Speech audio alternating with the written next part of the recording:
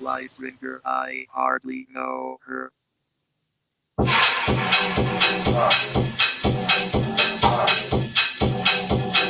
I got my eyes wide open. I got my eyes wide open. I got my eyes wide open. I got my eyes wide open. I got my eyes wide open. I got my eyes wide open.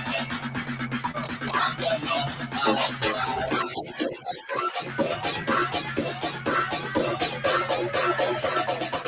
Let me catch my breath.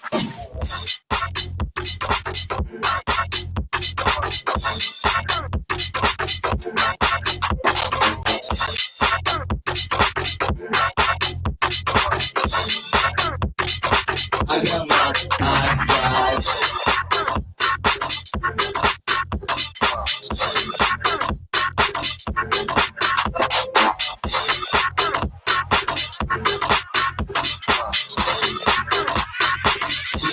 Let me catch my breath.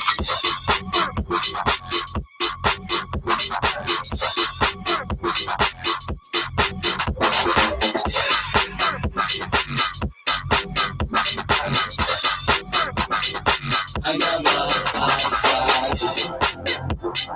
I got my eyes wide. I got my eyes wide. I got my eyes wide. I got my eyes wide.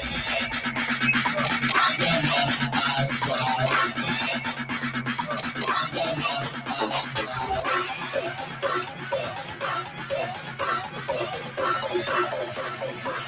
Let me catch my breath.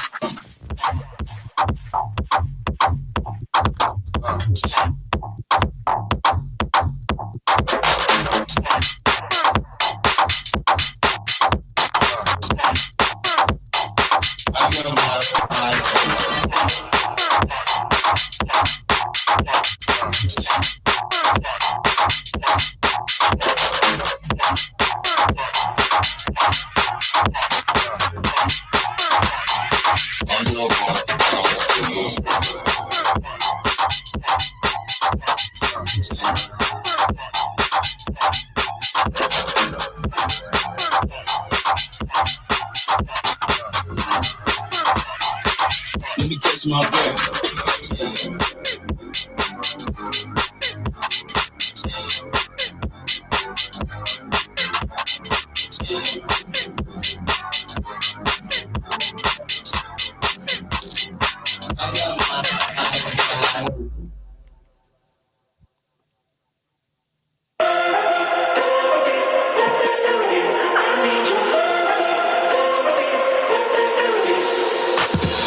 I think I need therapy or just some more whiskey. I can't seem to understand how you do this to me. You've been running in circles inside my head. Wasn't looking for love, but baby, I found you instead.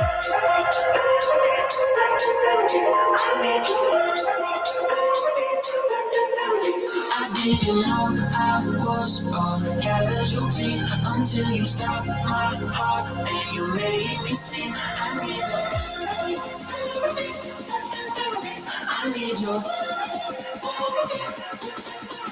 I need your.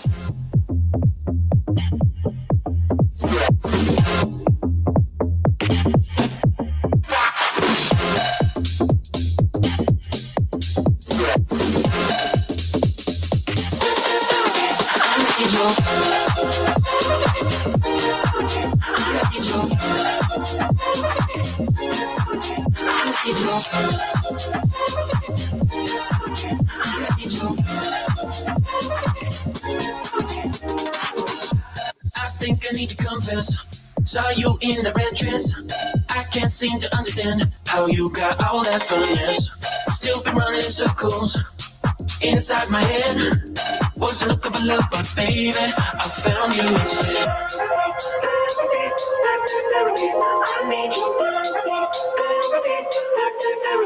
I didn't know I was a casualty until you stopped my heart and you made me see I need your, I need your. I didn't know I was a casualty, but when you're gone, can't find no remedy. I need your, I need your.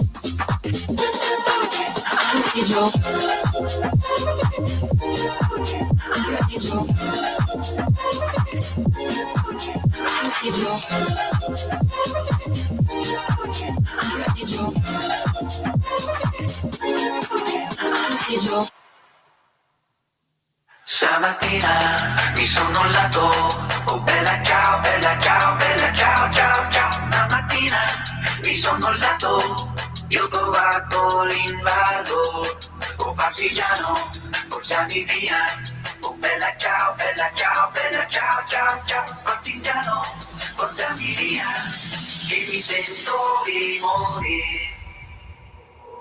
Oh partigiano, portami via, oh bella ciao, bella ciao, bella ciao, ciao, ciao. Partigiano, portami via, che mi sento di morire. Sei un mondo da partigiano, oh bella ciao, bella ciao, bella ciao, ciao, ciao. Sei un mondo da partigiano, mi devi sentire.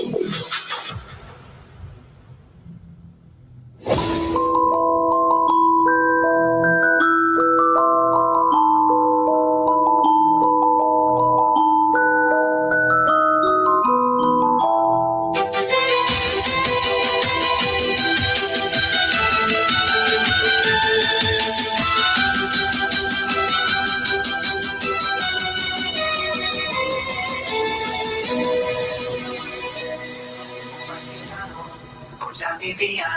Oh bella ciao, ciao, ciao, partigiano, portami via, che mi sento di morire.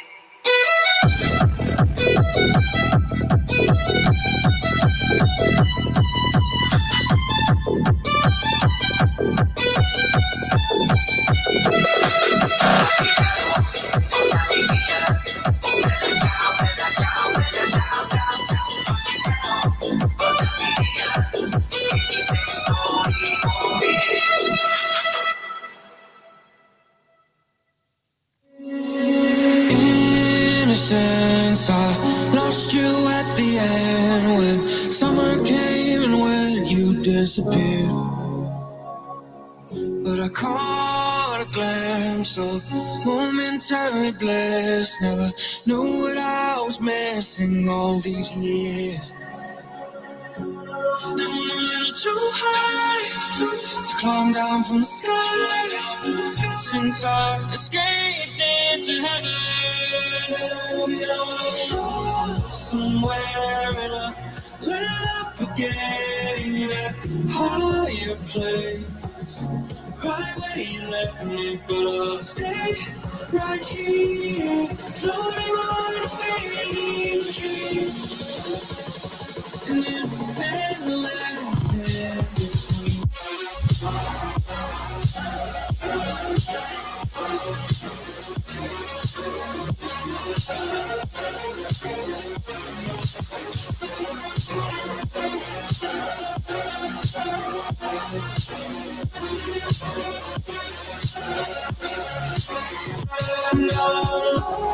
Somewhere I'm forgetting that higher place. Right where you left me, but I'll stay right here, floating on a fading dream. And this endless in between.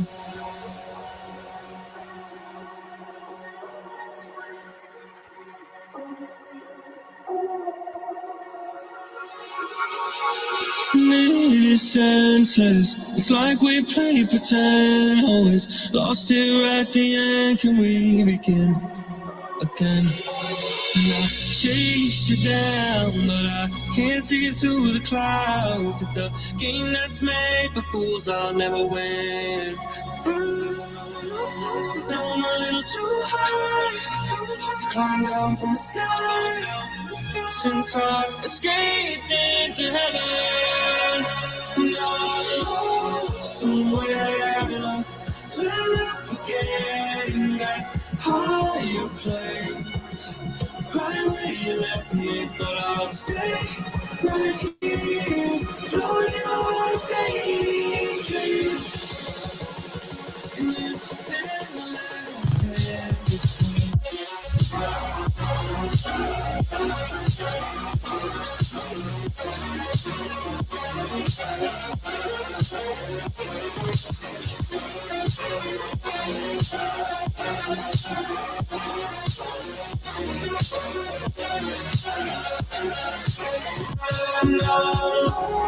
Somewhere we're forgetting that higher place. Right where you left me, but I'll stay right here, floating on a fading dream. This endless in between.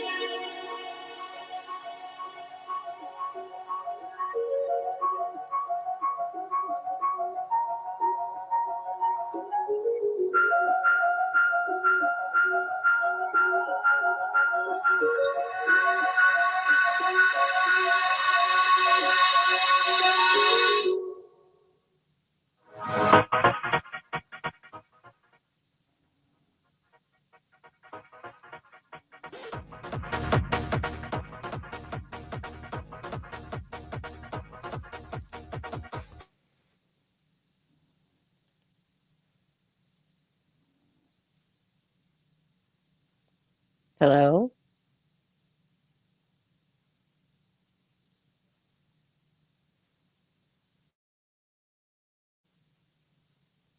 Hello? Sorry about that. Can everybody hear me now? Yeah, I was like, hello? I thought I had gone deaf. No. That was my. I realized I went to go and start, bantering to start the show, and my mixer wasn't registering anything. Yeah, I felt. I honestly, I think I understand what Helen Keller was going through when she was trying to communicate to people. Jesus Christ. No. Like a little tiny sliver of that. I'm not saying I'm Helen Keller now. I did not say that. No, the issue that happens every now and then with my mixer, and I wasn't testing my audio, so I went to go start, and I'm like, oh, it's not talking. I've got to turn the mixer on and off. Cool, but now it works. So I could see you were talking because I can see you, but nobody else can. So that's why I was like, hello. So nobody out there, they're just like, why is Frey saying hello? Love that. Stay Wong said, all that's missing is Frey Girl's other son, Chris Evans. I'm like, no, husband, no. bro. Third husband. He's not married to her son. Get it right. That. Oh my gosh, no. That's weird. My last name is not Lannister. Oh. All right. Well, let's go ahead and get this thing started.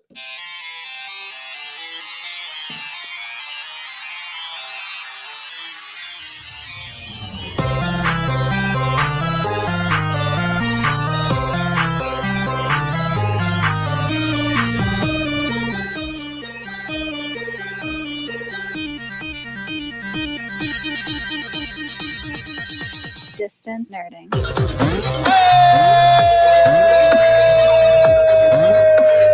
Well, what up, everybody? I call this my Agatha. Well, ladies and gentlemen, it is Friday, if you will. Yay! And we are here. We're getting ready. It's time for another show. We've got a great interview lined up for everybody. I've still got some build to do.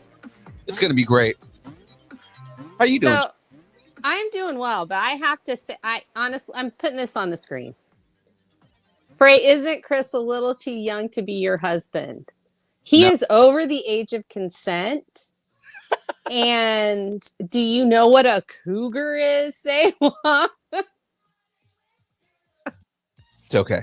See, Andrew said it right there. He's over 18. It's all good. Right. Well, then he says, age-wise, isn't he old enough to be your good son? Dude, he is not that much younger than me. He's like 10 years younger than me. So hush your mouth. He may not look like he's in his 40s, but he's in his 40s. Yeah.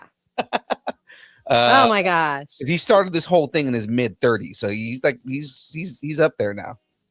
I mean, I've been following him since the whipped cream bikini. Of course. But you know. I figured you would.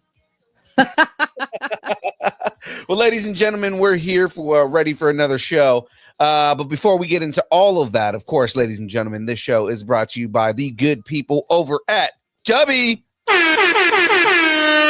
That's right. Dubby is a brand of energy drinks created to help focus concentration reaction time with no jitters or crash. Dubby contains no maltodextrin, no sugars, no fillers, no artificial colors or dyes. Now, of course, as always, I always ask you guys, why? Or you probably ask me why. Why should you drink Dubby over all the things that are out there? I'll tell you why. It's because Dubby contains Neurofactor. It's one of the few drinks that has Neurofactor. Neurofactor is a neurotropic derived from the coffee fruit.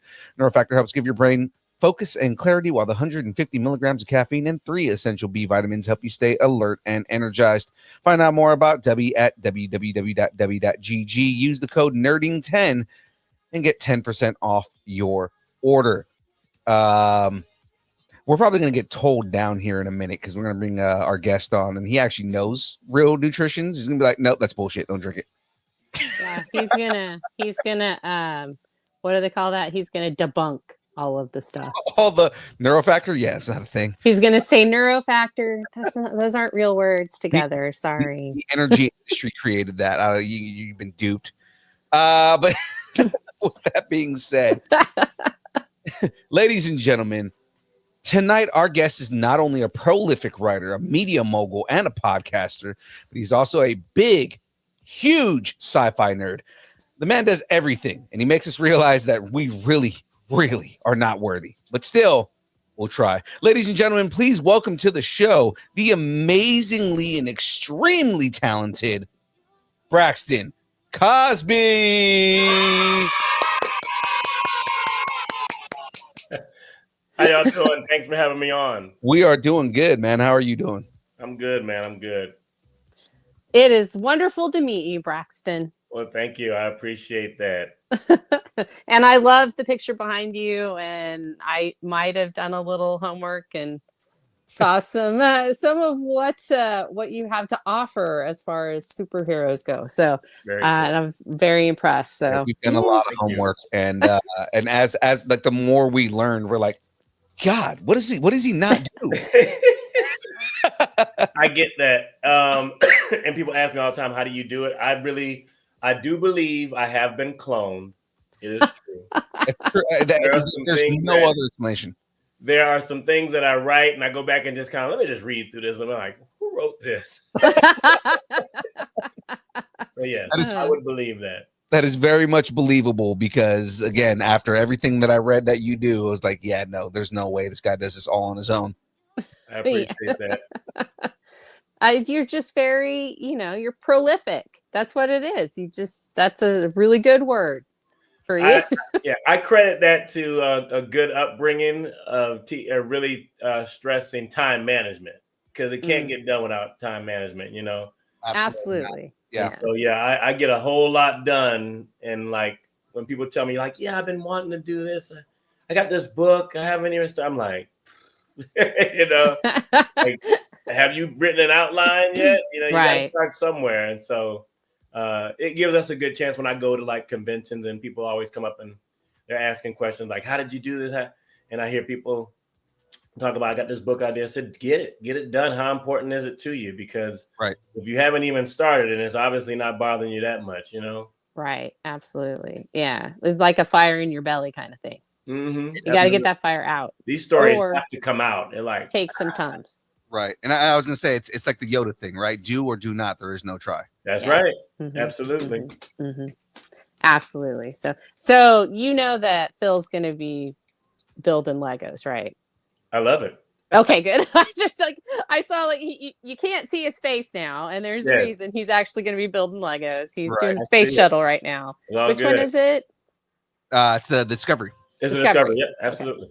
All right, awesome. So just to let you know, I was like, we don't. It's not a lot of prep, so it's like he's going to be building Legos. There is a reason that you can see his hands. I get the title now. Okay. Yeah, there you go. Yeah. I get it. It's called the build because he builds stuff. Okay. He builds stuff while we build community. Exactly. Let's do it. That's really the big idea here. So let's jump right into this, right? Before we get into your story and introducing you to the audience and everything like that, we want to learn more about you. So we have a segment on the show called Growing Up Geeky. What did you geek out on when you were a kid? Ooh, man, Hanna-Barbera was a huge piece of my time. I mean, I love Thundar and the Barbarians, all that stuff that came on, and then even like a little bit of the like Mask series. I don't know if you guys remember Visionaries, of course, He-Man. It's like all those Funimation shows, and of course Dungeons and Dragons back in the day. All that was my stuff. I looked at that on Saturday morning, and I would just sit there all day. Yeah, that's awesome. We were just talking about the Dungeons and Dragons show the other day, and we were talking about like now that they're starting to get into this movie series, right? Be great to see them kind of incorporate some of the stuff from the cartoons. Did you see the latest movie? Yeah, it was good. Yeah, and they actually showed them. Did you remember they kind of showed the characters from the back? They didn't show their faces or whatnot. I thought that was a really, really cool Easter egg. It was that was.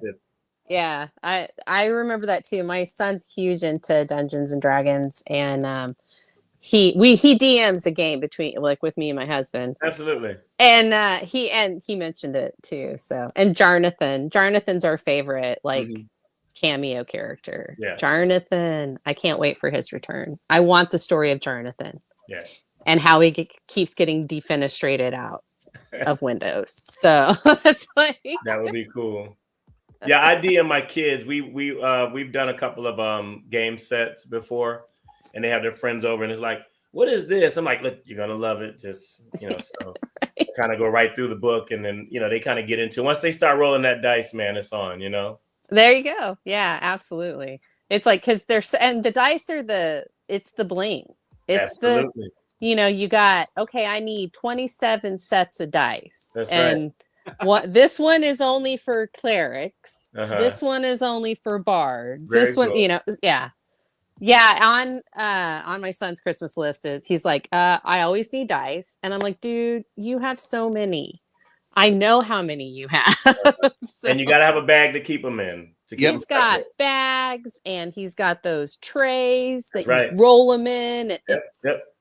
I think mine's in the closet right now, but like I have I've got a tray, I've got some new dice that I just got too. So Yeah, it's an addiction. It's like tattoos. Like if you get It one is. tattoo, that Absolutely.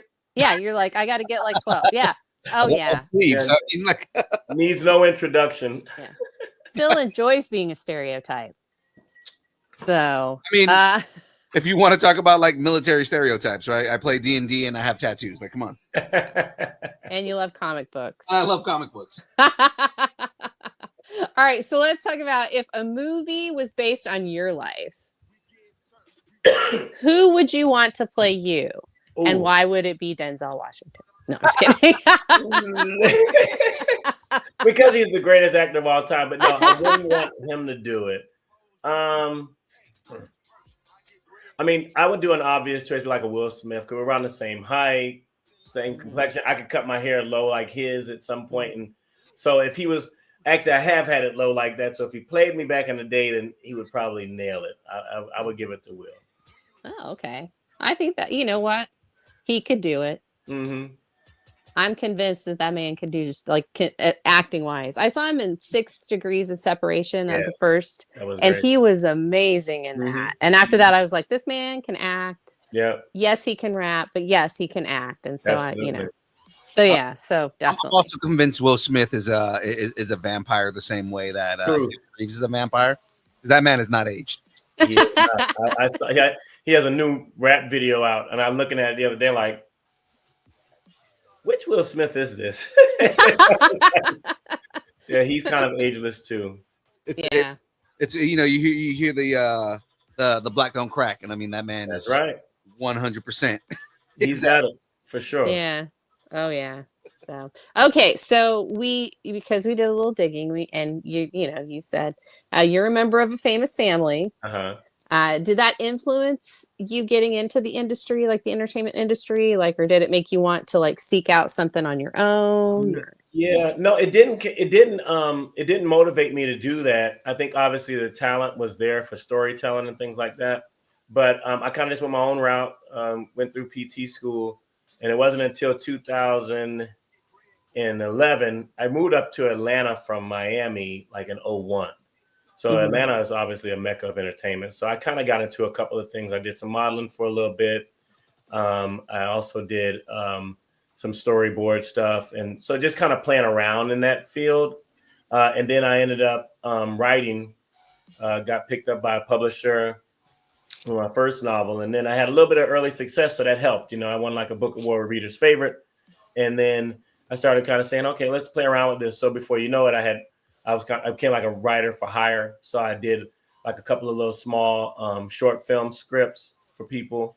And then eventually when that publisher went under with the first book, I shopped around and got the second one picked up.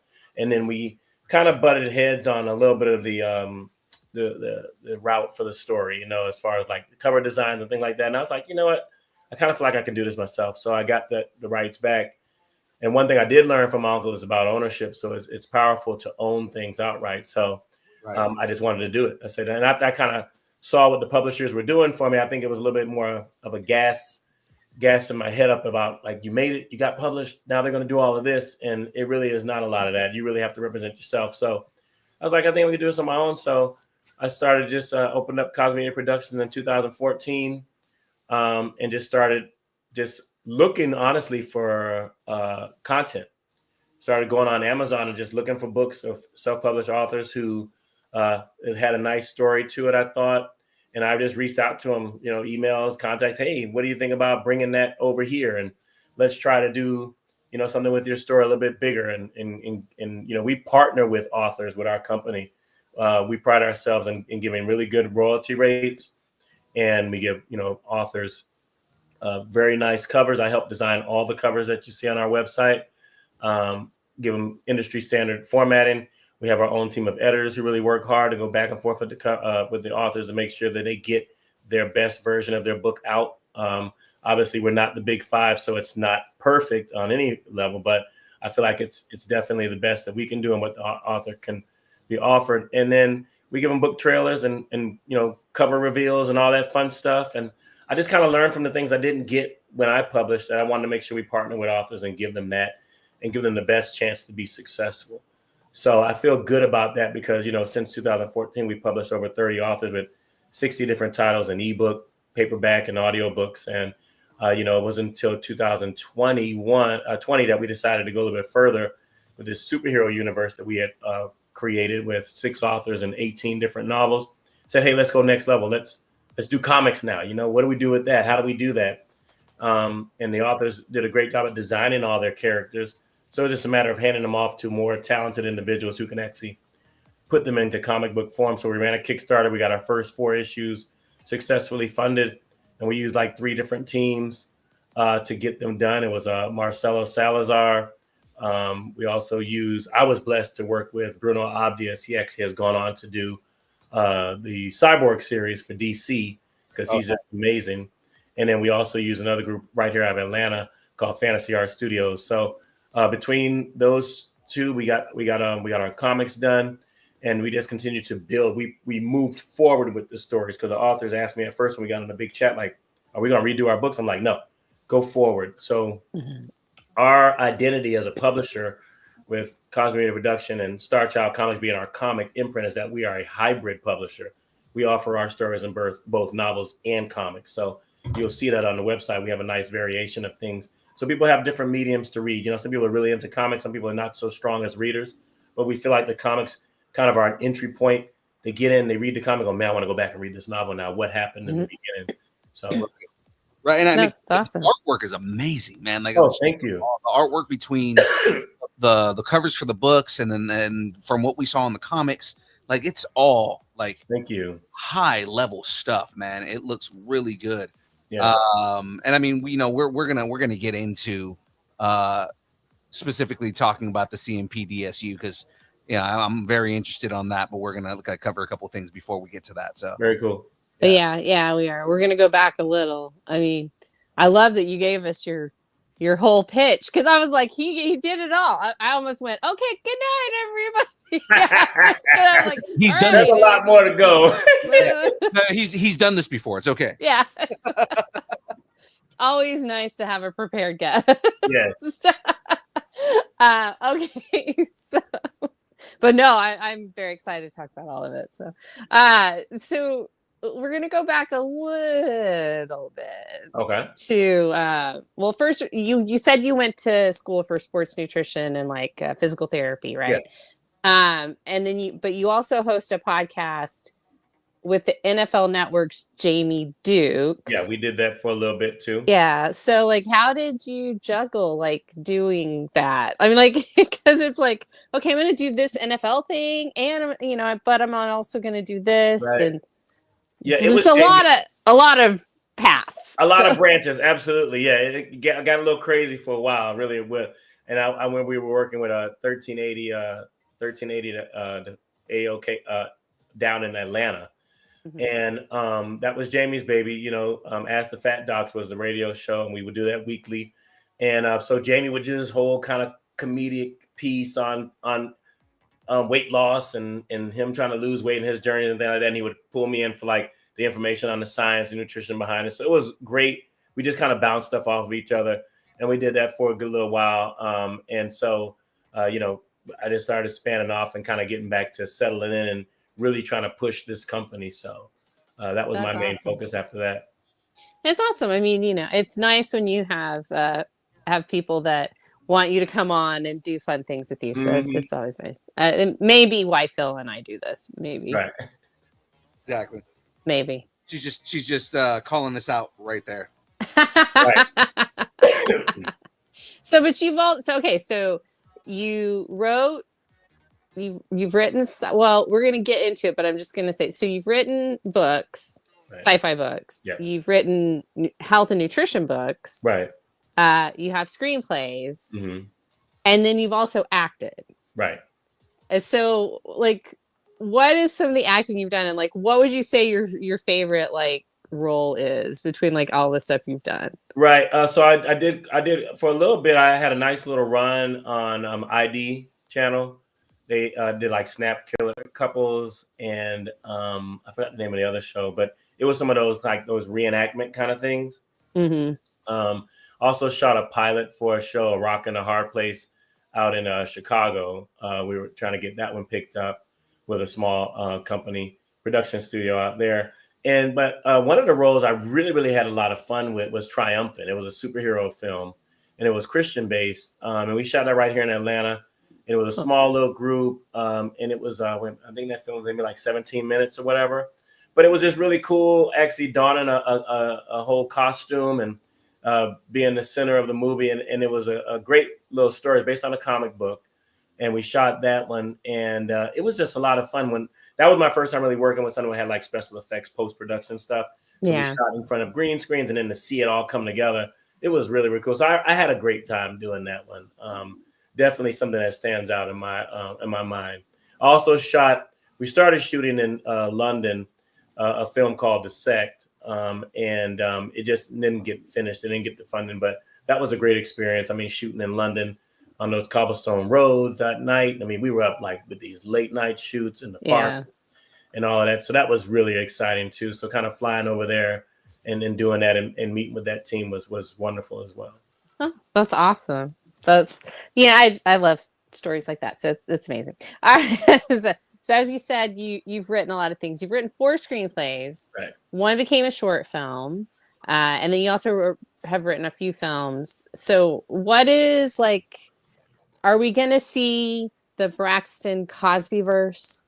Like, are we gonna get any more IP from that section, or are you like sticking more with the printed media right now?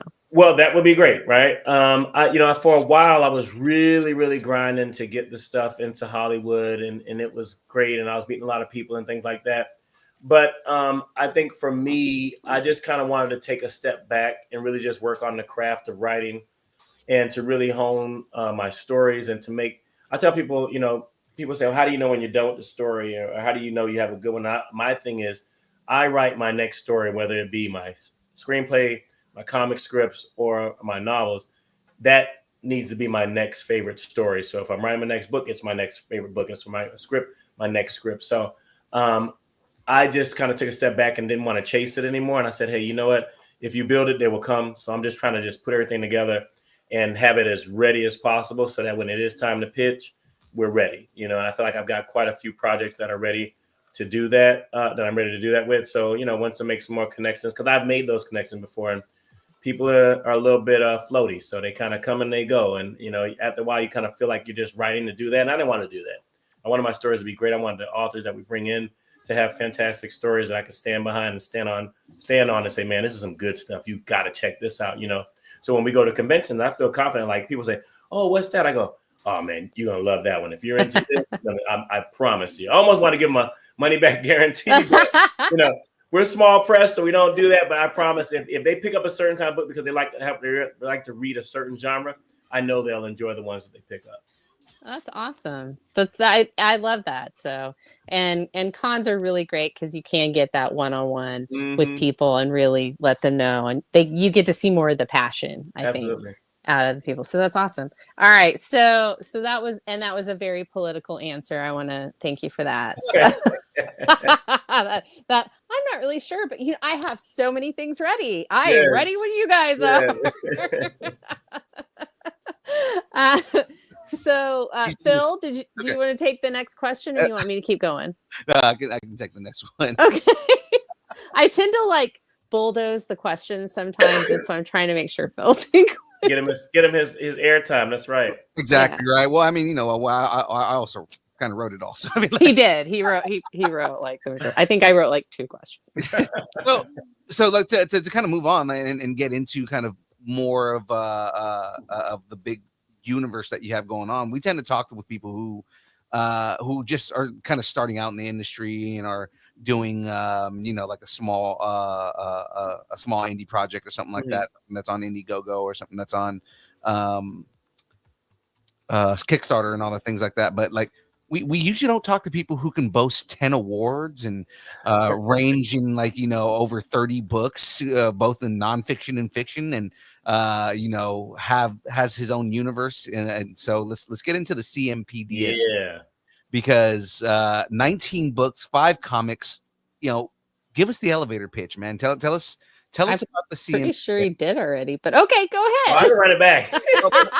But when I say, like, tell us about the CMPDSU, I mean, like, more so, you know, characters and kind Absolutely. of like the world building.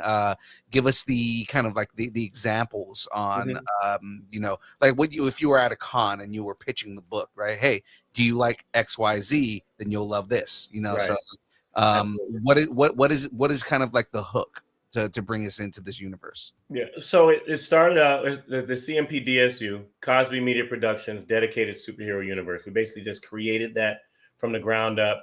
It started, honestly, in the beginning when we first started recruiting writers. Keyshawn Dodds, author Keyshawn Dodds, had this story called Menzuo, and that was his main character. And he had this superhero from another planet. Little boy was sent here to Earth. He was adopted by these surrogate parents. And, you know, he had no idea, and they had no idea of who he was. And then he ends up having this dream and gets pulled in to this alternate universe where his mentor starts talking to him and telling him that he's a prince of another planet in another galaxy or whatnot. So it started with that. That was just so interesting to me and intriguing. And then a good friend of mine named Kyle Champion had this story he was writing called The Majesties of Canaan. He had 7 heroes who were in war in the Middle East, came up into this cave, and they met this angel who basically enchanted them with this magical element called oromite, right? Imagine like vibranium.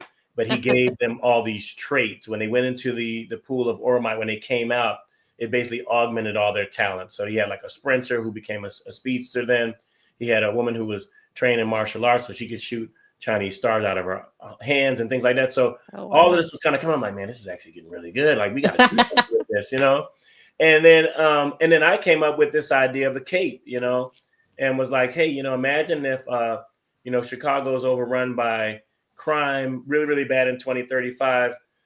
And you can imagine this is 2014 when Rose was like 21 years in the future. And the storm comes to the city, and whoever gets caught in the storm, the next day they wake up with superpowers. And we don't know why and how this happens, but of course that's told through the books. And some use them for good, some for evil. You got these 2 factions that break out. They have the heroes, which are the capes. They get adopted by the city. Their one rule is, I mean, they put them up in high rise. They make them basically celebrities, you know. And the one rule that they can't do is they cannot harm a human. And one day the most powerful cape of all actually comes on network TV and admits to killing a human. The other group is called Dark Phase, and Dark Phase is the bad guys, and they kind of doing their own thing. So now Dark Phase wants to recruit him. You got the superheroes want to kill him because they're kind of messing up their gig, you know, with his behavior. And of course, the authorities want to bring him to justice. And we have this whole city of Chicago, 25 square miles, and it's like this manhunt, you know. And then one day the main hero comes along named Paladin, who's brand new. Nobody knows his identity, who he is. And he says, I don't believe that he would do something like this, and I want to solve this. So the first book ends up being like a detective story. So we've got the capes, we've got Menzuo, we have Daniel Payton with his story, Bark, kind of like a man beast, almost a dog man kind of story. A young guy named Joshua who's been experimented on. He ends up being turned into this beast that can't talk. And over the 3-book series, he gets recruited by the UHC, which is his group that he comes up with. And he kind of just grows, you know, and develops this character to finally he actually gets his speech back as a human being and things like that. And then we also have Lawrence St. John with the Metatron story, a young boy who has a lot of powers, and they just continue to keep growing as he gets older and ages. And His is more like he's been enchanted by an angel, the angel Metatron. So cool. all of those elements, I'm like, we got to make a universe out of this. We got to do something with this. So we started telling all of our stories, and it wasn't until we were at our first. So all the stories, what we had to do is weave a little bit of, hey, a little flash here and there. There's something happening in Chicago. There's something happening in Springfield, so that the stories are kind of realizing that other things are going on in this world. And then we had our first crossover with Infinity 7, Gods Among Men. And that was the first real crossover where me, Keyshawn, and Kyle actually brought all 14 of our superheroes into one novel. And that was kind of our Avengers Assemble. So that was our that's awesome. official true crossover. And then we came up with the sequel, which was War of Gods. And that was really kind of the culmination of that. We had this long story arc of these dark spores, which are what was in the storm in Chicago that actually caused everybody to change and have superpowers. So our stuff is where Marvel was doing like phases. We did ours in stages. So Infinity 2 really marked the point of the end of stage 4, and stage 5 now is starting with my next comic book, which is the next iteration of the Cape, which is Cape, the Fabulous Five, which is basically now, I mean, we've had Paladin through all 4 books, and the comic that I told you Bruno Abdias did, which was Hellfire, and now he's kind of handing that mantle down to these young groups, almost like the Young Titan, the Teen Titans. And so I'm really excited about that one. That one drops on December 17th, and I think people are going to really see some new, fresh characters with some, a little bit of comedic story punch line in there as well, and just seeing these kids kind of come up through school, dealing with all their adolescent stuff, but also being superheroes. So that is kind of where we are. We've got those novels I told you about, and we've got the comic books that go with it, and it's a nice continuum. So when we go and we talk in a convention, it's like, hey, let me tell you a little bit about this, and then people go, man, that's really, really cool. So they feel like they're really getting to be a part of something that is very different. That's awesome. So, I mean, I'm not saying that this should be the thing that should get like greenlit for movies or anything. Right. I'm just saying that Braxton's ready if y'all are ready. Absolutely. Absolutely. We got it all together. We can put it all together at any second. What we did do, which was really cool, is we came up with this. Oh, that's so neat. I was going to ask you, like, do you have something that, like, if somebody wants to catch up or Great love it. question. And that's why this was created. So people would come to the table and I might have some of the books, I might have some of the comics. And it was like, okay, what we did is when you get a comic book, like for instance, the Cape Hellfire, and that's Bruno's work there on mine. Oh yeah, that's beautiful. If you buy the comic and you go, oh man, at the end, where do I get the rest of the stuff? We made it real easy. If you scan the QR code, you can see the 3 books associated with the Cape, right? Oh yeah. So you can pick that up. What we did though, we decided to do the compendium, and what I did is I really worked hard with an artist named Ram, and we had this is Marcelo Salazar. He actually worked on Metatron and Menzuo and Majesty of the Canaan. He did the cover art for me, but what I wanted was, can we give everybody the comic books in one place, but we can also give them the novels? Well, how do you put that in comic form? And what I did is I had all the authors give me all the summaries of each book that they wrote. And then I went back and I wrote a 1-page comic script of all of the big moments of that novel on one thing. And then on the other side, we basically we kind of smoothed out that synopsis of the book.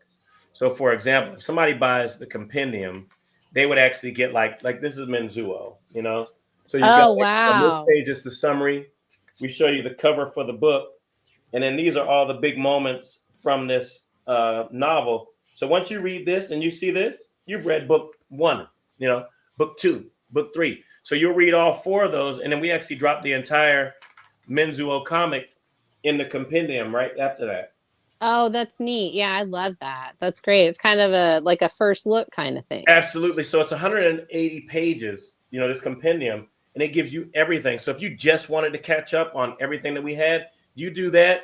And the only thing that's missing is the next Infinity, which was the Infinity 7 War of Gods. And then you pick up the novel and you be caught up. And then now you can just kind of roll from there. So people love that. They come to the convention like, oh my God, give it to me because I can get everything. Yeah. They usually pick up the Infinity book part 2 and they're ready to go. Now they'll be able to do that, grab Infinity 2, and they'll be able to get the second iteration of the Cape 2, the Fabulous 5.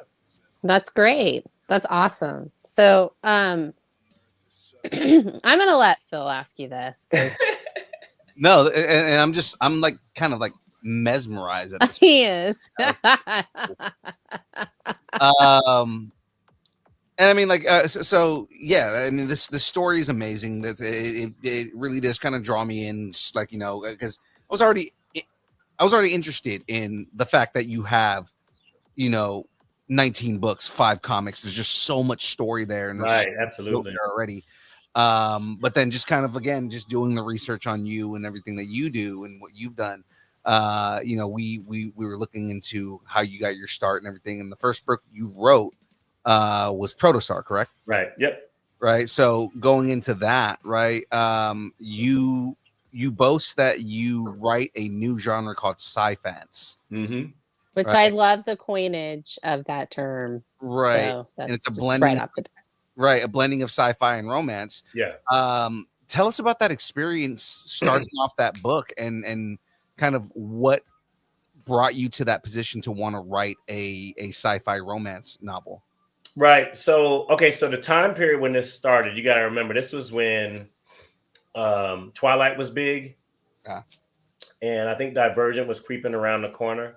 Mm-hmm. So there was this huge push towards young adult. And so this was like, it was booming and all the studios were buying up as many young adult stories as they could.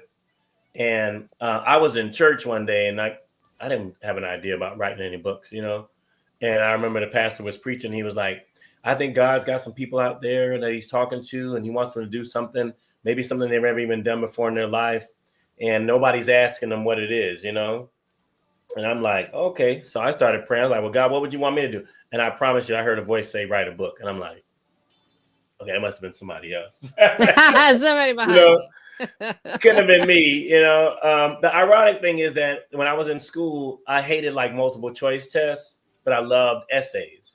So I promise you, every essay class I ever took, I got A's in because I could explain myself. I could expound on stuff. If I could really tell you that I actually knew something rather than when I got multiple choice, I just double guess myself. Like, I don't know about that. And maybe it's the other answer. I hated them, So I said, okay, well, how would I start writing this thing?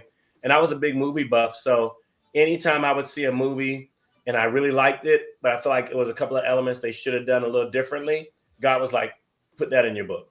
And I was like, okay. Well, I got a little something. I started kind of jotting down a little plot line in my head.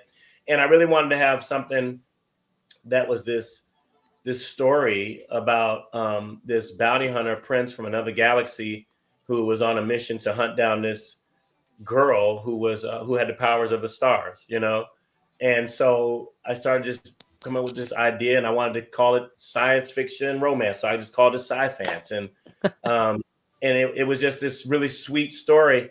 And I would say it took me about 6 months, 90,000 words later, I had a book in my hand, not really know what to do with it, and I shopped it around and got it picked up.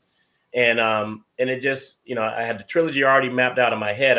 I knew how it was going to end, and I think that was the hardest part because I hear people all the time, I don't know how to end this story. I'm like, I didn't have a problem for me. I know I got to fill it up in the middle, And so that was never an issue. So, I mean, I think all the books to me, I wrote them honestly with the idea that, hey, if you give me a small budget, you can get the first book done, then we'll get a little bit bigger on the second budget, and then we'll get this huge set action pieces with all these guys. And I had this amazing storyline for part 2 where basically Sydney was going into her supernova phase where she was kind of getting almost like manic, and her powers becoming so much that she actually didn't even identify herself anymore.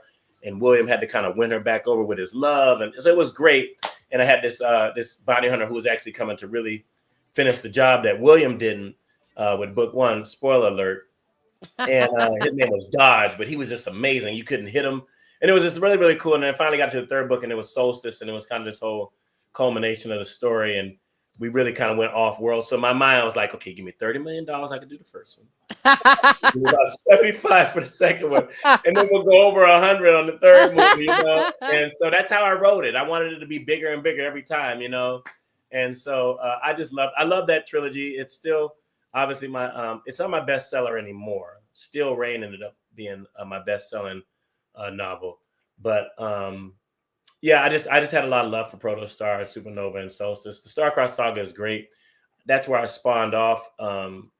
Book 3 introduced Steel Rain, which is my bounty hunter, and I ended up writing him a novel, and then he got a comic as well. So again, hybrid publishing, giving people just a couple of options to pick up.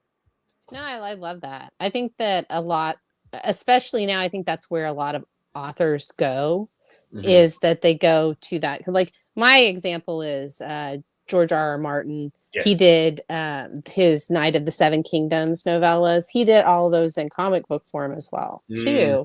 And he loves comics. And so it was a just no-brainer for him. But it's really great because some people prefer the they don't see it in their heads. Right. When they read. And so having something that is referencey is good. So I love that. I love both. I read an audiobook. Like all of it, because I'm like, I want to hear it. I want to hear it in a media. I want to see and really, digest the words, and then, but also like in comic book form, I can see an artist's representation of it, and just, and it helps all different parts of your brain. So it's awesome. So I love that you guys do the hybrid. Yeah, comics to me turn out to be like the ultimate dream of an author, because it's a very, very challenging thing to do. Because I'm a real stickler for 3-act structure. I do it in my novels, I do it in my screenplays, and it became a challenge with comic scripts. Because I was like, can you really squeeze 3 acts into a comic? I mean, and I ended up getting a couple of books references on how to do scripts for comics the right way, and it was actually there. It was in there. It's like, yes, you need to do this. So we kind of broke into percentages. If you're doing a 24-page comic, you might have pages 1 through 5 be Act 1, then 6 through 18 be Act 2, and then 18 to 21 or 24 would be Act 3. And it was there. The format was there. The structure was there, and it's such a delight because some of the best films that you see or TV shows that you see are the ones that the writer is actually the director. So nothing is lost in translation. They write the script and then they go and they film it. So it's so pure. You think about somebody like James Cameron, who does his own stuff from beginning to end, and the stories are fantastic. So I think it gives an author a really great opportunity to do that, because with each one of those pages, you have those panels. You get to have the design of the panel, the shape. You work closely with that artist to say, hey, I need the panels to be like this. I want it to convey this. I want this angle to be shot from down, or top down, floor up, sideways, over shoulder. You get all these opportunities to really become the director and the director of photography as well. So it's so pure. It's like you just spit everything out that was in your head. And like you say, to your chance, people who just can't imagine it, you're actually feeding it to them. And it's really, really cool. That is neat. I love that. So, Phil, do you want? Yeah. Can you stop with the Legos for a minute and participate in the conversation? I am. I was actually getting ready for this. So we're actually talking about writers, and this kind of leads into the next question. So who was your influence as a writer? Like wanting to become a writer? Like, do you have influences of or at least examples of writing where it's like, oh yeah, you know what, this is definitely an influence in my writing, is this particular writer? I kind of go with what I was brought up on. Ray Bradbury, Fahrenheit 451, my first sci-fi novel I really got into. Love that book. Yes, that got me into sci-fi for sure. Because in school, they were like making us read stuff, and I didn't like any of it. I didn't identify with any of the characters. I was like, what is this? And I finally got this book on burning books. I'm like, I think I might like this. It's like, they have a wall of TVs and they burn their books. What the heck kind of place is this? Yeah. And so I got into that. And then ideas, Octavia Butler, of course, brilliant works, Parable of the Sower. And then Fred Saberhagen wrote this series called the Berserker series, which I Yes. still which I still listen to today. I was so glad to find some of his old stuff on audiobook, and just it's a simplistic form of writing, but it's really nice sci-fi. It has a nice pace to it, so I just love to listen to it and read them.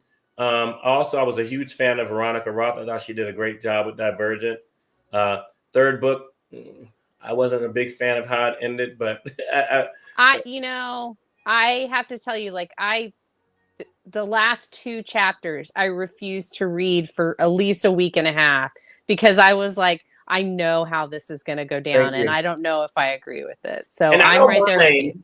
I don't mind killing off a main character. I don't, but the character gets axed off, and like you say, the last 2 chapters, we're like, she really isn't coming back. Yeah, and it was, and the way that it happened, it was like everything was done, and then and it was like, what? It was like, okay, I understand you need to give it this gravitas because she really, it proves that she was in the correct place to begin with. Right. And I get that you're full circling it, but I was like, you could have given a little bit more clue and time and given us at least 10 chapters to get ready for it. Come on, it was like a slam the door in your face. Yeah. At least a little bit of foreshadowing. Yeah, I was just like, oh my gosh. Right. So, and then the movies. I know. That 4th movie, I was like, Yeah. If you're a big fan of that, somebody who did it better and actually wrapped it really well was Marie Lu with the Champion series Legend. I don't think I've read that. I'm gonna write it down. She did an amazing job. She had a trilogy as well, but she closed it so well. And so you're talking about 2 books that were kind of parallel in the same kind of dystopian thing, but she killed it. Marie Lu did an amazing job. So I like Marie Lu's stuff. I love what well, I had somebody else on my tip of my tongue when you guys came up with the question. But now they're all gone. But anyway, yeah. Either way, that's the stuff I like. So I like a little bit of everything. I try to get back into reading more, but I can't because I'm obviously doing 1,000 things, and I end up reading a lot of my own author stuff. So, and then we get them done in audiobooks because that's the best way I do. I jump in my car and I'm just driving. I'm listening to the audiobook. I'm like, oh, this is really good, Yeah. Yeah, that's great. Changed my life is audiobooks. Yes. And I was so against it for so long, and then I read one and I hated it. Mm-hmm. I gave them 1 book, and then the second book, some really janky stuff happened, and I was like, nope, I am not doing this again. And I called it ambivalent audiobooking. And then I was like, well, my husband loves the Wheel of Time series. Yeah. And I was like, okay, well, I'm going to go ahead and I'll just go ahead and read that. Like, there can't be that many books. Oh no, 15 books. Yeah. 6 weeks, 15 books. And then he's like, oh, I didn't read the last 3 books. So he listened to the last 3 books with me. So we're all like, oh my God, I didn't know that was going to happen. So like it cool. It was so funny. It's an experience. It really is. One that spoiled me, and I'm glad I brought this back up because I do love Suzanne Collins. Suzanne Collins, I like her too. Her writing is like, I tell people, it's like she uses a bazooka to shoot a fly. It's like it's so good, and it's so unnecessary to be that good of a writer. Right? The audience was like, at the time when the Hunger Games came out, I was like 4th and 5th grade. I'm like, they don't appreciate how good this is. Are you kidding me? Yeah, like everybody was like, oh, Harry Potter, and you're like, yeah, okay, you like Harry Potter, but have you read Hunger Games? Yes. And so I listened to those audiobooks, and the second one, I was like, I just love the second Hunger Games the most out of all 3 of them, and that was incredible. So yeah, I do love Suzanne. And then the problem was when I saw the second movie, I'm like, they're not saying those lines right. I was so hung up on how well the narrator was doing it. I'm like, no, they're supposed to have a little pause here. So yeah, I really got into it. That's with like reading versus watching a movie is because when you watch a movie, it's a reinterpretation, right? Versus what the intention of the author was, right? Like there's a lot of that you see. There's also like, she's problematic in her own right, but I mean like J.K. Rowling and Yes. Right. like her being on set and like actually informing things so that Mhm. you can have a closer version of what she intended in the book. Right. When you do the films and whatnot, and I mean the films turned out really well. So I mean like it's that, like I said, she's problematic for different reasons, but like Right. I mean, uh at least like in translating a work, you know what I mean? Yes. Okay, so now that we've gone off on our tangent, we have to do that at least once an episode, especially if I'm involved. Uh, so, and getting back to the superhero-ness of it all, what do you think are the most important ingredients that go into creating a superhero universe? Right. And this was a good question because I would kind of dissect like what it is I liked about a character. Like my favorite superheroes, if I went DC, was Batman. If I went Marvel, was Wolverine. You know, and what was it that compelled me to really like them the most? Well, I guess it was because they had this really deep um, flaw in both of them. You Yeah. know, and I think that was necessary. So, like I said, I'm writing these characters in the cape, and the first thing I started off with was all the flaws of the characters first. You know, Blur starts off as Cheetah Girl. Kind of has this. That was her identity. She was running with the dark phase for a while. She was this call girl and all these type of things. You know, she had all these issues, and she meets Paladin, and basically she kind of cleans up for him, and even transitioned into the next uh, character phase, which was Blur. So I wanted to have all those good long uh, character developments with the stories as they go. So I think for me, the main thing is I made up this thing called anchoring a character to humanity. As much as a character may seem as if they're supernatural and whatnot, you have to anchor. If you anchor them to humanity, then people relate. You know. So That's the best Superman. example I can give you is like the Mandalorian. Yeah. Well, I was saying that's like Superman syndrome, right? Like that's Yeah. what makes Superman relatable is his flaws. Exactly. Mhm. You know, and so with the Mandalorian, it was like there's a guy behind the mask. He's got a cool suit. He's shooting people. I'm not really connected to him. I just love the fact that this is Star Wars and it looks great.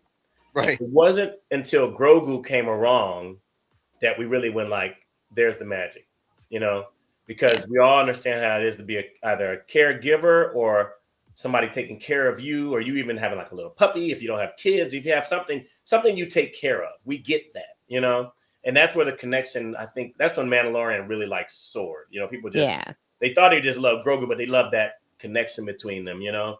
And so that's always an element I make sure I weave into the character. How do I connect? You know, with Kisa, it's her being a surrogate parent to her brother after they've been separated from their family. You know, with Paladin, it's basically Sebastian being his mom died early. His dad was like a drunk, and his uncle came along and was like, "I'm going to take you under my wing and leave you my fortune." And then he became like almost like a Tony Stark with all this money and technology, and he's really giving back to Chicago to try to help it run. So I just trying to find something that continues to connect these characters, even with Steel Rain, big bad bounty hunter. He goes through all his things. He starts off as a spy, and then he ends up being a bounty hunter. And then now he still has this connection to his long lost sister, Olia, who is now has been captured, and she's being forced to play a game of sport on a gambling freighter from a space pirate. You know, so how does he get back to that, and why is that important? Those elements have to be there, and that's when you can just jump on the back of the character and just kind of ride through their story. And it's just, Yeah. you know, that's what's rewarding to me. Like the Venom horse. Because that's the only good thing about that movie is the Venom horse. Absolutely. Absolutely. Sorry, as soon as you said like get on the back, I was like, all I saw was the Venom horse and Yep. going Yep. Like, Yep. But if you think about your favorite movie, you know, Yeah. it's always that element. It's that Mhm. how did that writer, if they did the character justice, they anchored them to something. You know, it was like Ripley and Aliens. You know, she had Newt. She got connected. That was her having the daughter she never Yeah. had. You know, and we got all of that. You know, it has to be that humanity part, and that's what always did it for Transformers. You know. Yeah. Oh, don't even start with the Transformers thing. Why are they cars? I have asked this, I don't know how many times. I'm like, I need to know why they decided cars were the thing that they need. Like, did they just see a lot of cars and go, oh, that is the apex of this society, so we're going to transform into cars? And then Phil's like, no, it's because they transformed into what they did, that their like occupation. And I was like, yeah, but then they're all soldiers, or they're all like coming to Earth or something. So They're what? not all soldiers. That's the thing, is that most of them were like surveyors and most of medic. yeah, like Yeah, but that doesn't. Okay, look, Optimus Prime. And what's the deal with he's a 18-wheeler? No, he's not. That is not that what a general would be. He's okay. Not, We have this conversation like, every time something Transformers comes up. I ask this question and then we get into this. Because Cosby's the same way. He's the same way. Scientist. Optimus was not a soldier. He was a scientist. Yeah, but that does still okay. Then why isn't he a scientific truck? You got me there. Yeah. See, I'm just saying it doesn't make sense. I understand it was to sell toys. And they made really good, like they actually made it make sense. And I'm very proud of them for that. But okay. I mean, Voltron also was just to sell toys, y'all. Sorry. Love it though. We have these conversations all the time. And it 100% was, but the toys were badass, so I don't care. They were amazing. They were amazing. Okay. Now back to you, Braxton, now that we've had our little breakdown. So how did you get into comics? Like you were saying, like you love Batman from DC and Wolverine, and I mean, granted, they're amazing, and together they're Dark Claw.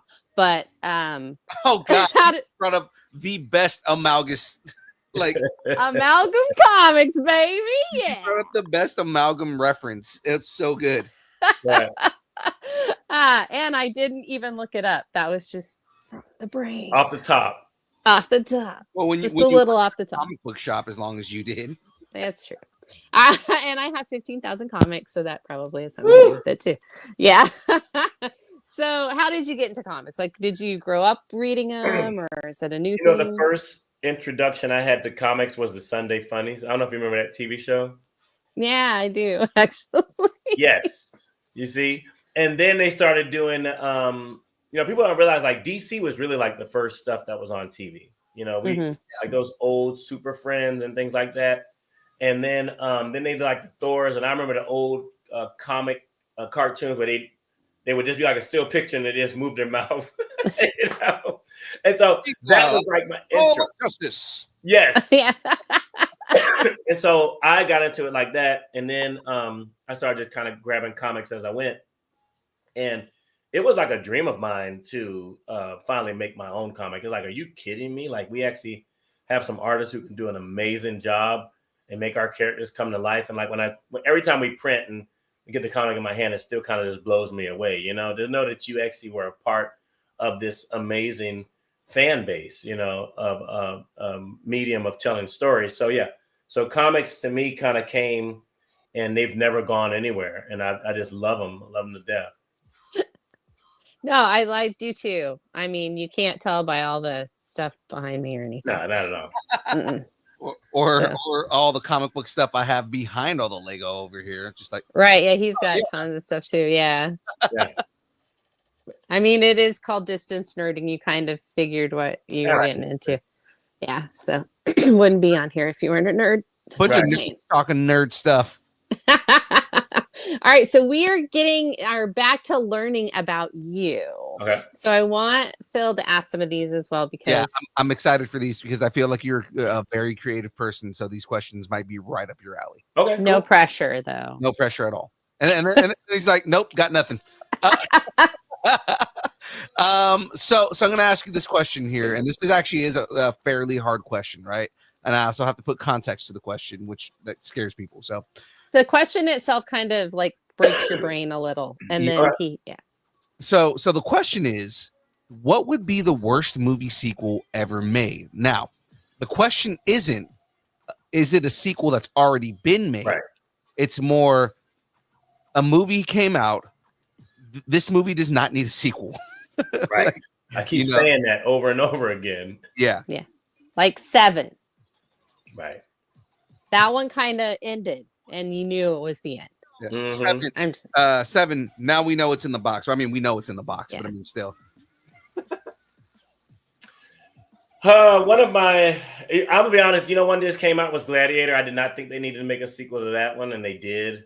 So I know that's going against the question. Let me try another one then.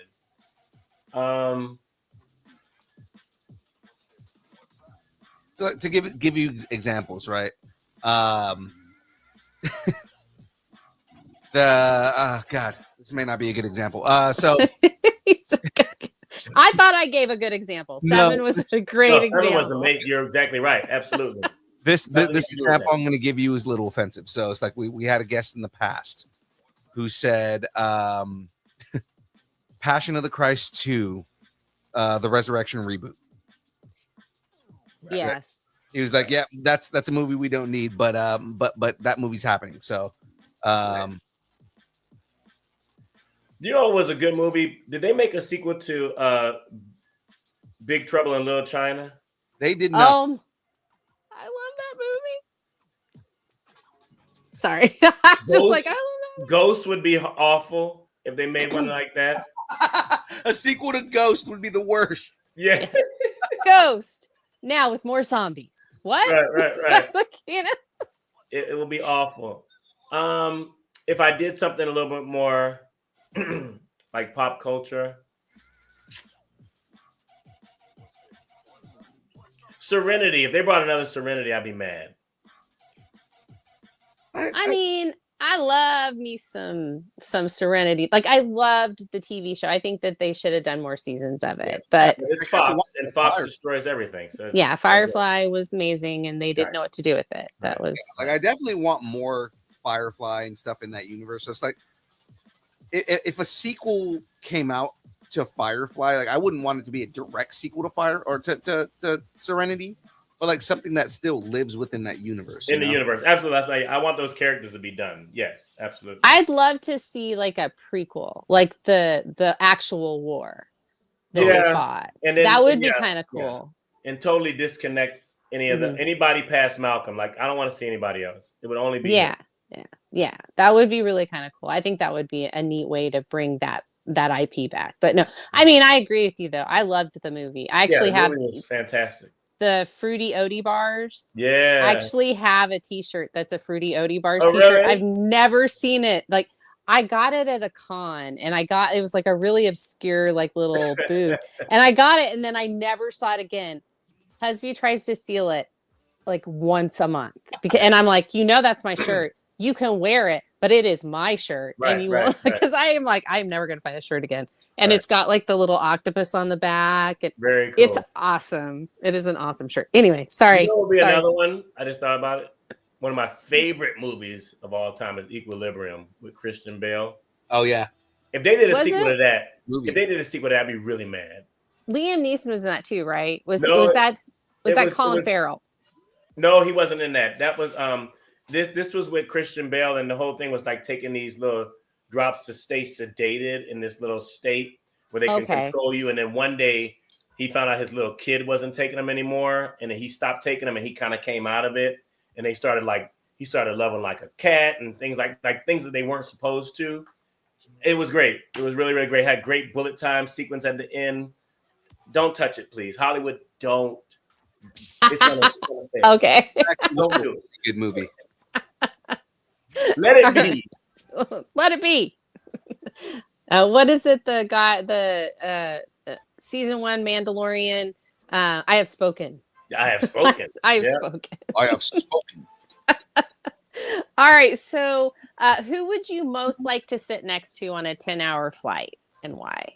Now, with this question, you are able to bring back anyone. So you there's somebody who passed away. You can bring them back for 10 hours just to have a conversation with them on a flight. So make sure that they understand the concept of flying in a plane, and they want to talk to me. Right. That's the other thing. Yeah. Yes. I don't want to bug somebody for 10 hours. You are back just to talk to me. Come on. Yeah. You're Michael Jackson. I'm going to talk to Michael Jackson. And I want him to change from like the first Michael all the way through all the iterations before the flight's over with. We talk about each album. Like, okay, now I know you look like this one. This was real scary. You look scary to me, Mike, but I'm gonna talk about this last album anyway. You know, that kind of a thing.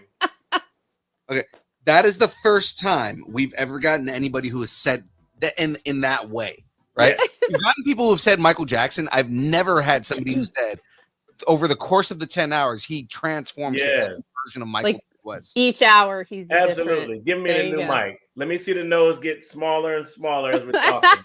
Yeah. Let's start with Jackson 5, Mike, first. That's right. Let's Yeah, we gotta do this. that one. We're starting right from the bases. I want to go from the fro to the flowing and whatever that was. Yeah.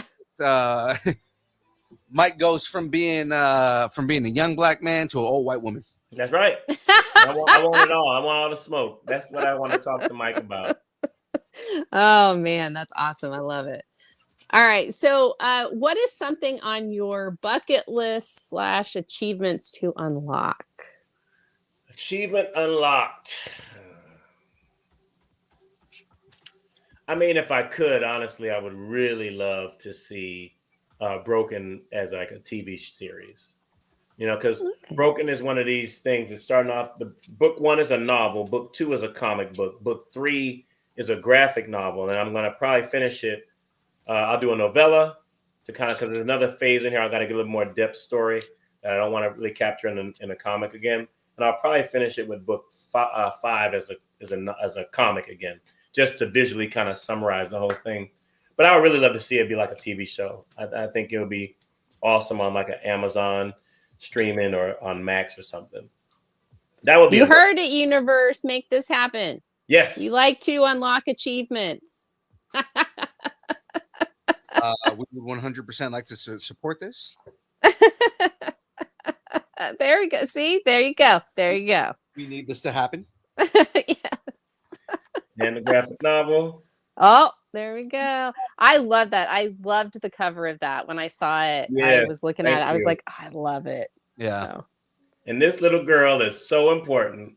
You know, people will see that and be like, oh, it's just a zombie. No, it's not.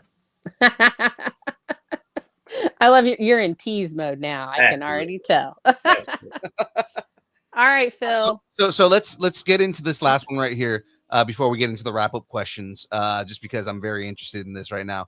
What are you nerding out on right now? So what is something that you're just, your favorite show, your favorite... Okay, I'm going to go video game and shows. Is that okay? Oh, hell yeah. Let's do it. All right. So right now, I am finally getting into a Star Wars Outlaws on PS5. Okay.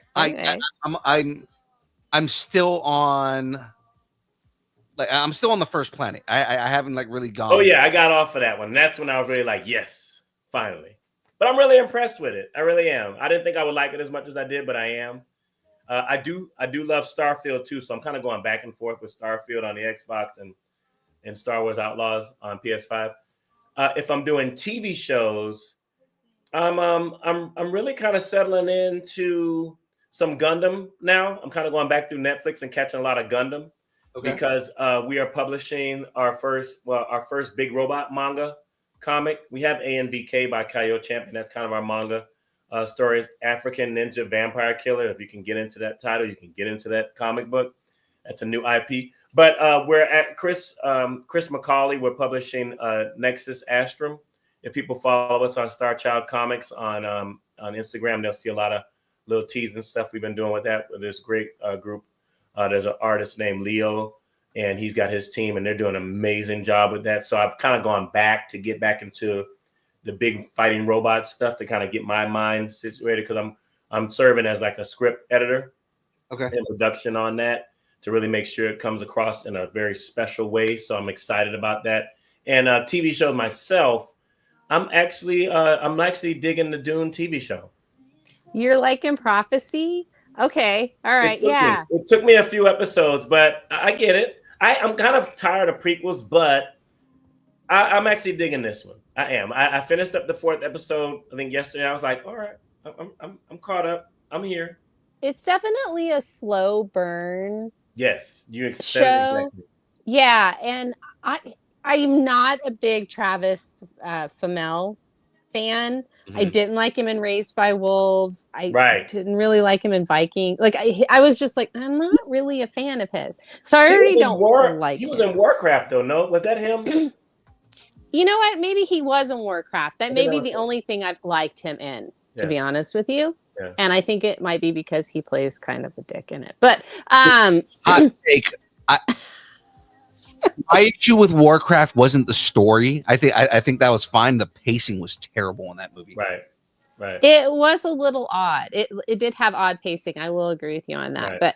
But yeah, so that's kind of my problem with it. There's a little bit of I feel like the dialogue could be a little bit punchier. But Right. other than that, I like the story. I think it's a solid story.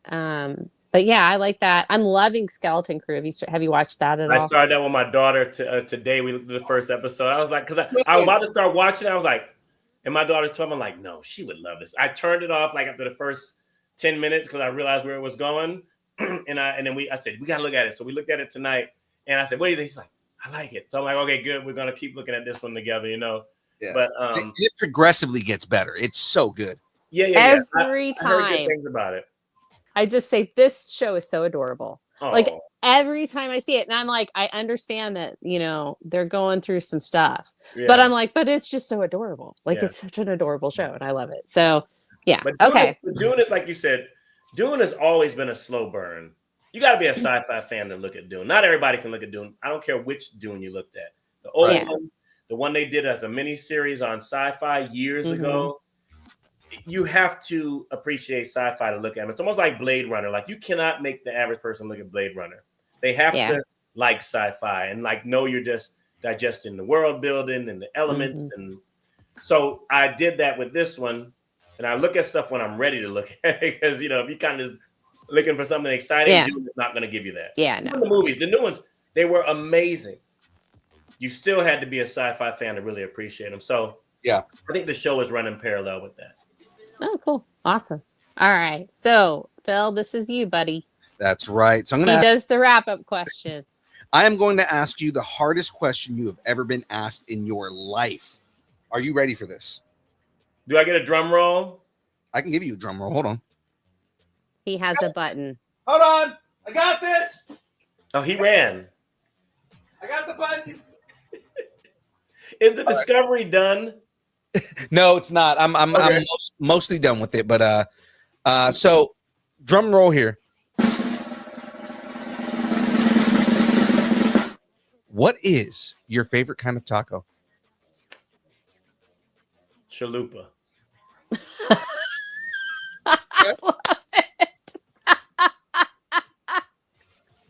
Yeah. Especially now that they got the chalupas back. Absolutely. Right? Every time. Oh, chalupas are awesome. Gordita is there too, but after a while, it just all kind of tastes the same. I got something crunchy. I got something soggy. I don't know. It's all the same.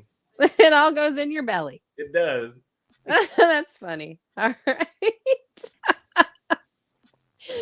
What is like your best advice for anyone trying to get into the industry?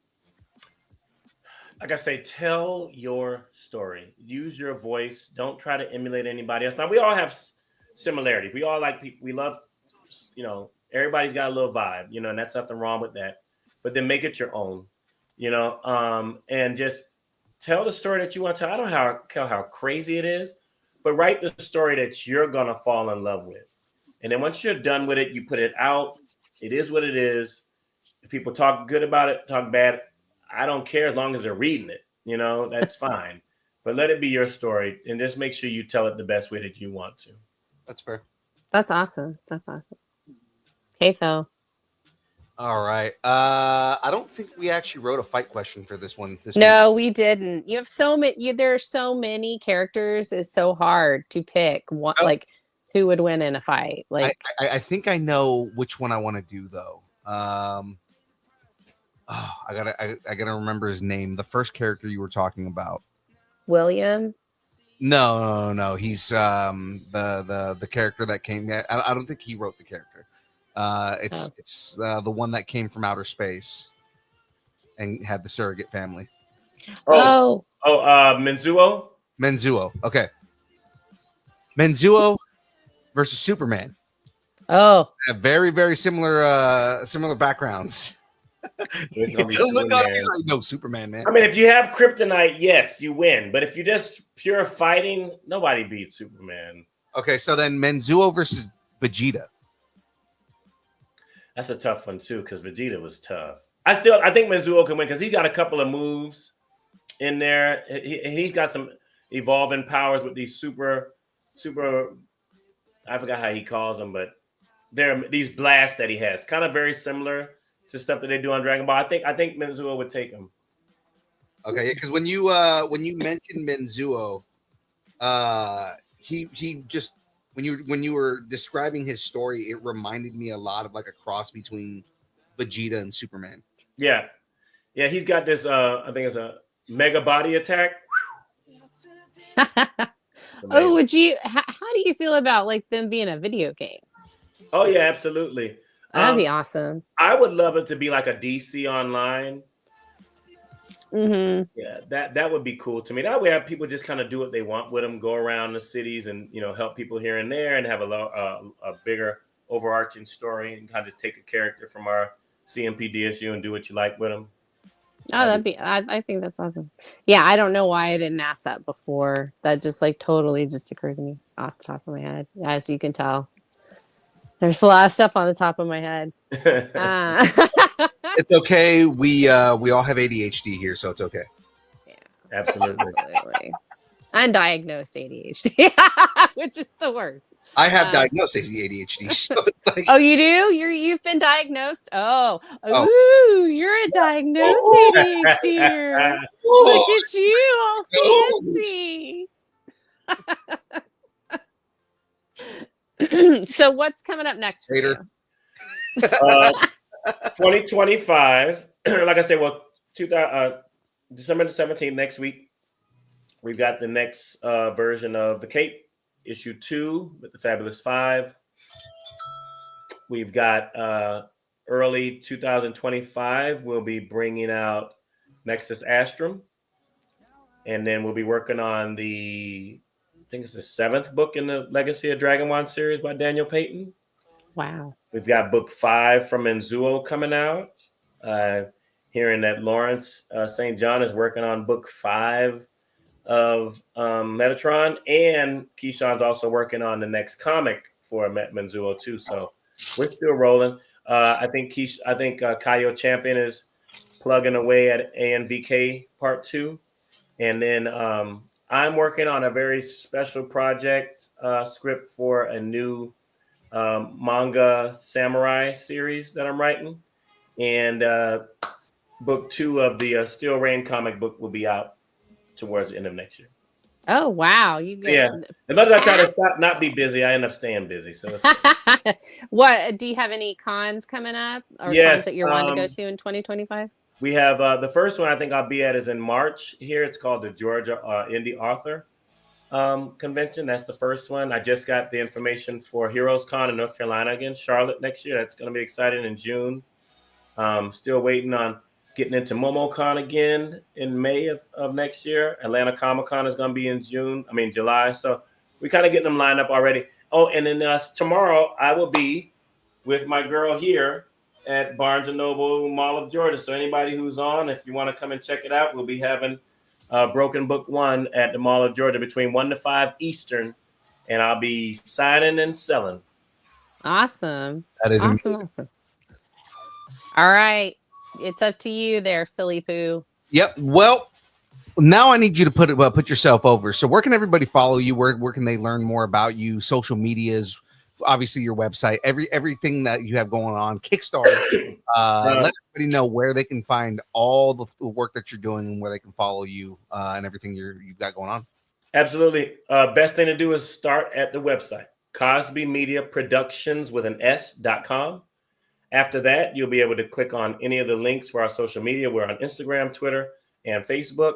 You'll have the links to be able to get to Star Child Comics on the website right there on our tabs. We got Star Child Comics. You can read about the CMPDSU. You scroll down the website, you'll be able to see all of our genres. We got fiction, we got the young adult, we got the fantasy, we got the sci-fi, we have the coming of age stories, and then we got the nonfiction, we got the inspirational stuff. We've got all of that. So you'll be able to kind of just pick a tab and just peruse everything. We've got a ton of stuff for you. We even have our storefront where we sell all of our comic books and even a couple of the novels that are connected to it. So just do that, and you can find us at our read you our socials.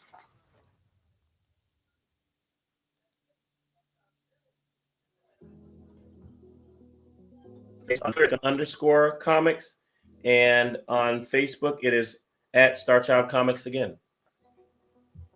Awesome. Right. Amazing. So before we finish up here, guys, I'm going to give you the progress on the shuttle. So yeah, I know, right? So obviously there's still a little bit of work that needs to be done in the back, but the back fin right there, it does move. Very nice. If you want to go there. Now what's cool is the flaps move up and down. Very cool. If you move that right there, and then of course a lot of the nose is done, cockpit is finished, everything like that. So we've got a lot of the shuttle done. Again, it opens up right here, and supposedly the Hubble right there, which I built a while back, very cool here. So we'll try that out once we get it finished, because I'm sure the instructions will show you how to put it in there. That's awesome. All right. So that's it for that. That's what we've gotten done on the build so far, guys. More than likely, we'll probably get this done next week. And we'll start our next build, which is a dancing Grogu. Oh. Yeah, it's going to be fun. Very cool. So let's go ahead and switch cameras here. And what we're going to do now is do the rest of our pluggables. Actually, Jen, go ahead, because I know Shadoo's not here right now, so he can't do your pluggables for you. Go ahead and give everybody your pluggables here.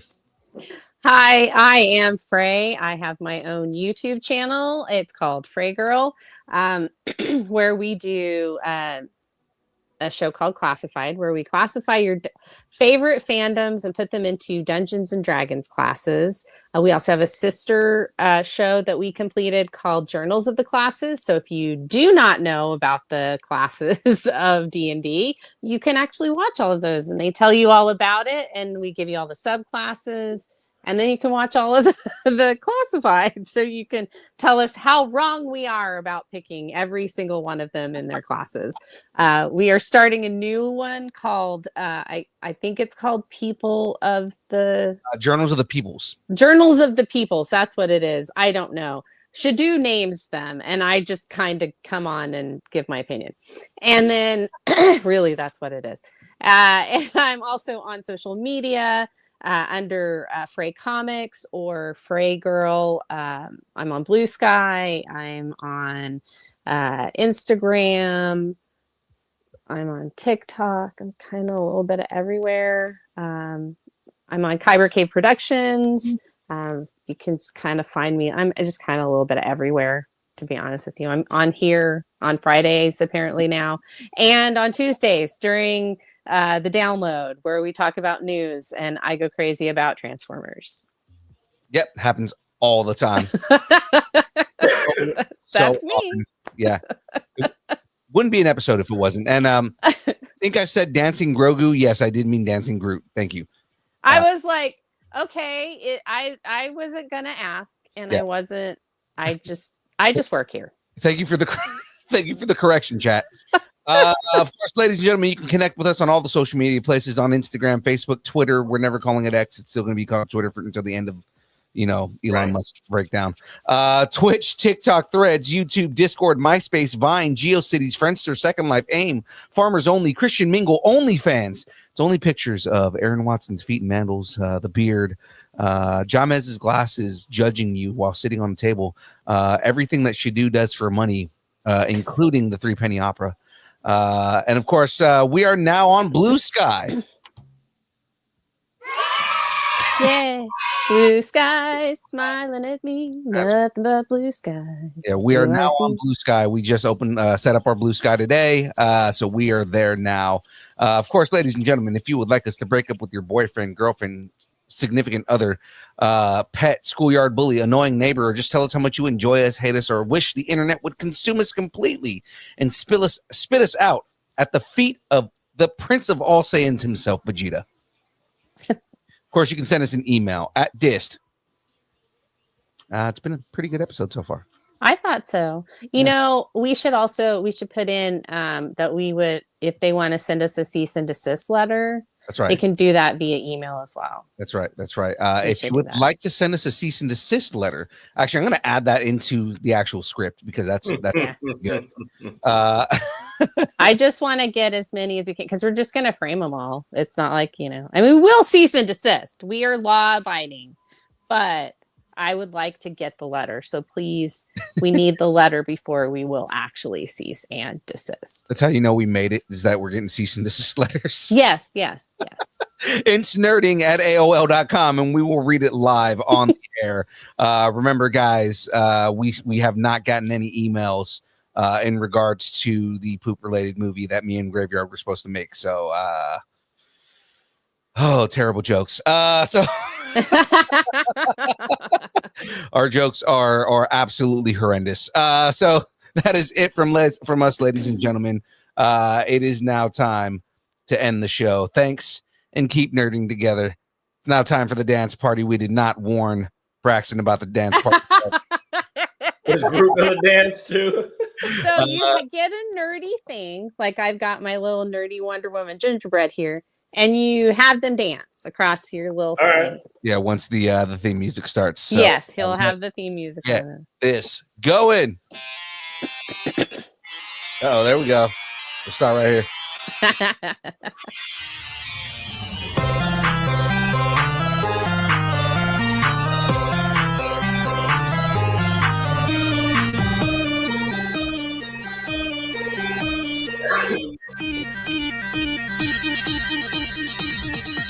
Oh yeah!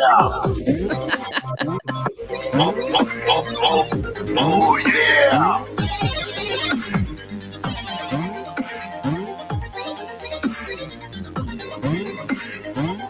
Oh, I get another one.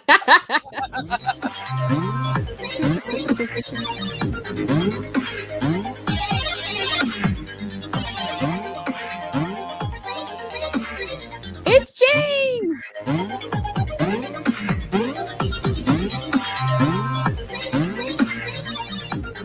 This may be the nerdiest thing in existence.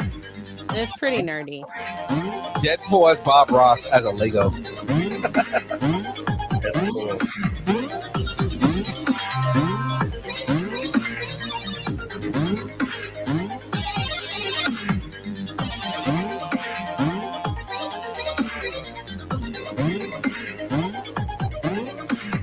We'll see everybody next week.